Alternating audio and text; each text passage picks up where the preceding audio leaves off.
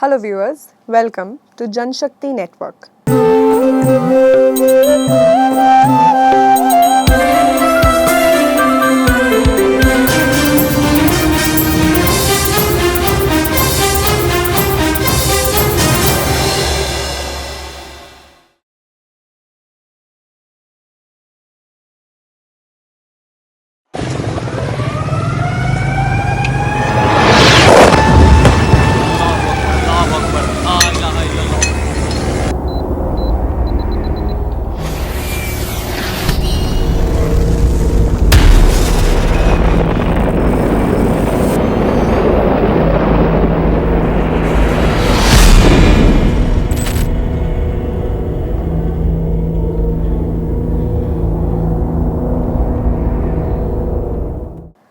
Sindoor, Operation Sindoor. The full form reads Strategic Initiative for Neutralizing Destructive Opponents with Overwhelming Retaliation. While the Indian Army has conducted numerous operations in the past, the term Sindoor has been deliberately chosen for branding, suggesting a calculated, business-like mindset behind the naming. Many observers believe this choice. It carries subtle undertones of Hindutva ideology. However, this has nothing to do with the vermilion that Indian married women wear. For Prime Minister Modi and Home Minister Amit Shah, such branding was crucial, not only to shift attention away from the government's failures in border security, but also to craft a message that resonates emotionally with the public. जमीन को भी मिट्टी में मिलाने का समय आ गया है. Simply stating that we struck back at the terrorists would have made this operation seem like just another counter-terror strike. But the use of the word Sindoor along with the operation's logo gave it a distinct identity. In an age dominated by social media, where boundaries barely exist, any message, true or false, can spread globally in seconds. There's often little room to verify facts. In this relentless battle of perceptions playing out online, India aimed to claim victory. However, for many, this seems like a strategic attempt to mask deeper failures, and in many ways, that's exactly what it is. A senior journalist from Aaj Tak News claimed that on May 8th, Pakistani soldiers launched a Fidayeen attack on an army base in Rajouri, Jammu and Kashmir. This triggered widespread speculation across various circles. However, the Indian Army officially clarified that there was no basis to this claim. Between the evenings of May 8th and the afternoon of May 9th, reports emerged on social media alleging Indian military strikes on multiple Pakistani cities. The narrative suggested that full-scale war had broken out between the two nations. Numerous fake photos and videos were circulated, purporting to show Indian strikes on cities including Sialkot, Lahore, Karachi and Islamabad. These visuals were traced back to unrelated sources. For instance, a video of a fuel tank explosion in Mumbai's Dharavi slum in March was falsely presented as a missile strike in Sialkot by India. Several media outlets close to the Modi government, commonly referred to as Godi media, aired other similar visuals, which were later verified to be from an Israeli airstrike on Gaza in 2021. A flood of fake videos depicting attacks and counterattacks circulated on social media in the following days. One viral video supposedly showed a captured Pakistani Air Force pilot in Indian custody. However, upon verification, it was found to be footage from April 15 this year, showing a Pakistani pilot injured in a training crash, completely unrelated to the recent events. Another viral video claimed that India shot down 2 Pakistani JF-17 fighter jets, but fact-checking revealed it was a deepfake video generated using AI. Claims also circulated that India's air defense system had forced a Pakistani F-16 fighter jet to land. A viral video allegedly showing this event turned out to be gameplay footage from the video game Arma 3. As of May 9th, there was no official confirmation from the Indian Army regarding the destruction of any Pakistani F-16 aircraft. Similar fabricated videos of so-called retaliatory strikes have also been posted across various social media platforms. Analysts argue that the spread of such fake content is not just a product of hyper-nationalist propaganda, it has a commercial motive as well. By exploiting conflict-driven content, social media influencers from both countries are reportedly earning millions in viewership revenue. Social media algorithms promote so-called exclusive war footage, pushing thousands of views and shares within minutes, driven by profit motives. Influencers from both sides are increasingly indulging in spreading misinformation to cash in on the situation. In a contrasting development, nearly 8,000 Twitter accounts have been suspended. Media outlets like The Wire have also reportedly been shut down by the Indian government. Why did the government remain silent on the role of the media in all this?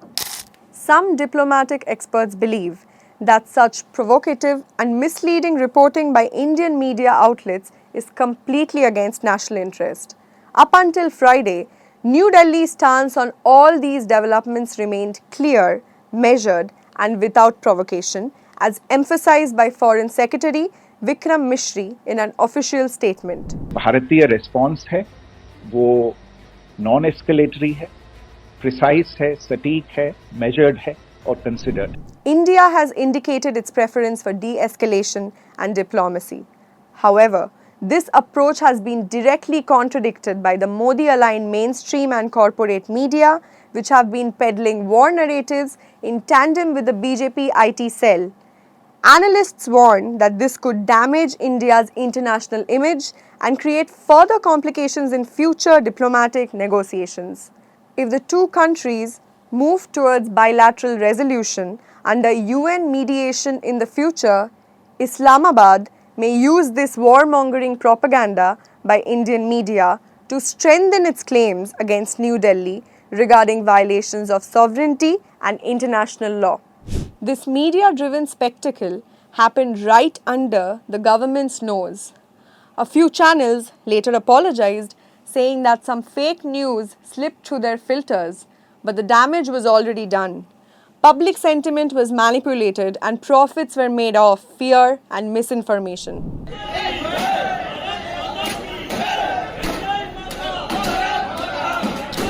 On Thursday night, media channels affiliated with the BJP claimed that INS Vikrant had bombarded and destroyed Karachi port. That there is a major attack underway by the Indian Navy on Karachi, and the Indian Navy is completely in battle gear right now, and Karachi, the Karachi will come under attack. No such military action took place.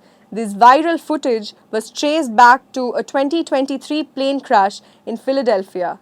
India's response was limited to cross-border drone and missile strikes targeting terrorist infrastructure. Channels like Zee News and Republic Bharat reported a blackout in Islamabad and explosions near the Pakistani PM's residence. According to Colonel Sophia Qureshi, Indian air defense targeted only terror military sites and avoided civilian zones. Pakistan's airspace remained operational for commercial flights during the reported hours, contradicting any blackout narrative. Social media influencers circulated videos of Indian tanks allegedly entering Pakistan. These clips were from the video game Arma 3. BSF clarified that while 36 infiltration attempts were thwarted, no territorial incursion occurred. Viral videos showed supposed Indian systems shooting down Pakistani F-16s.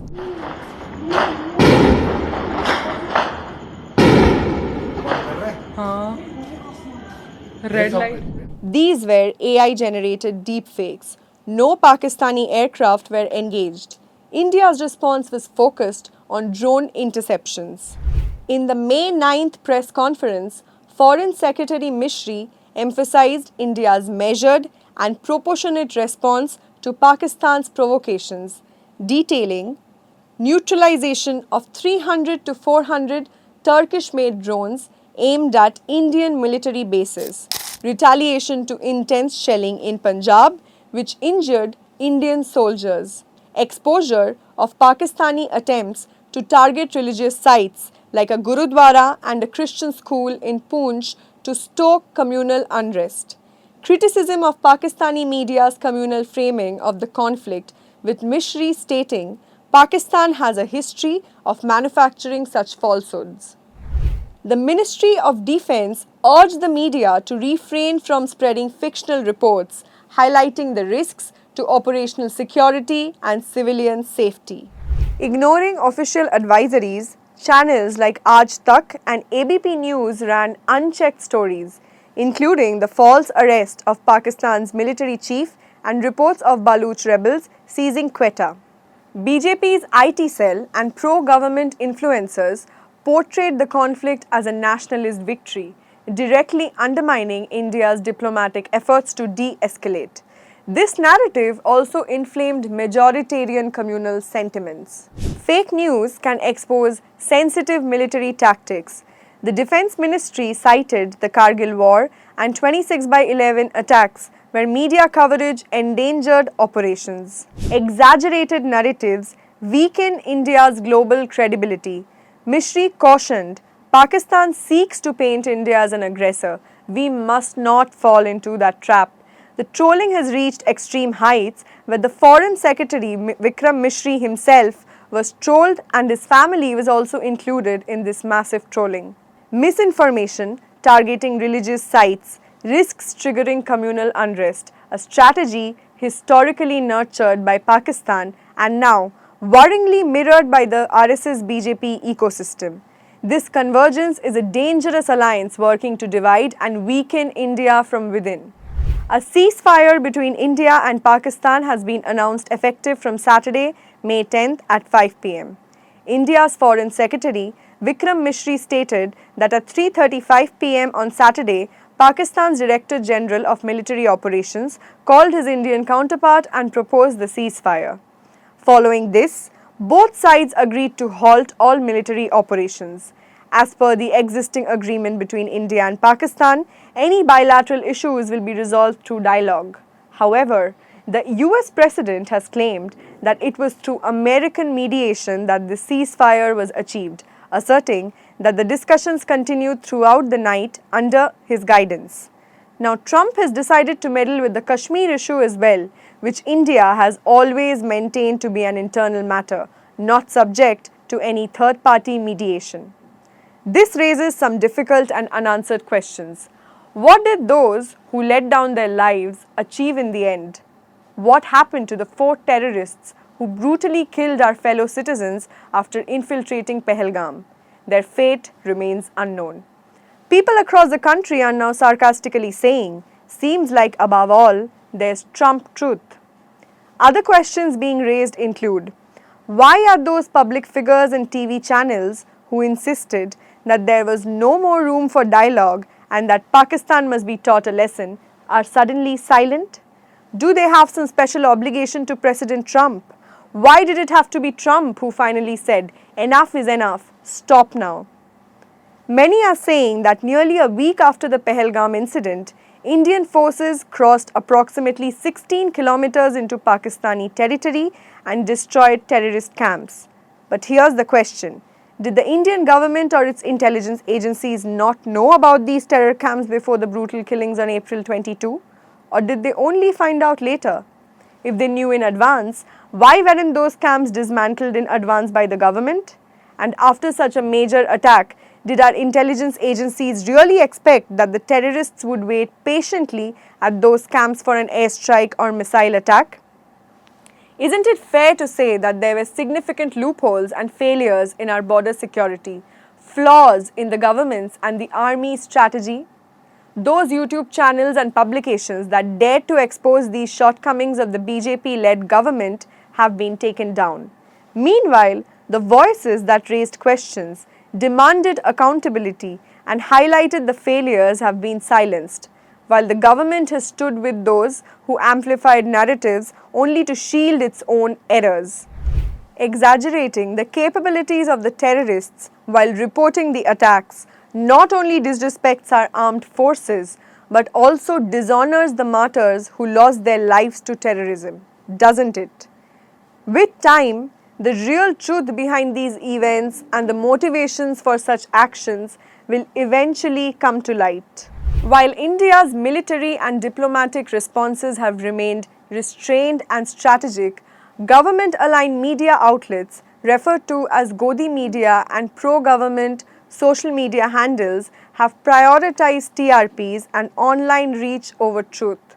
For readers and viewers, vigilance is imperative. Falling for lies only serves vested interests and ultimately causes regret.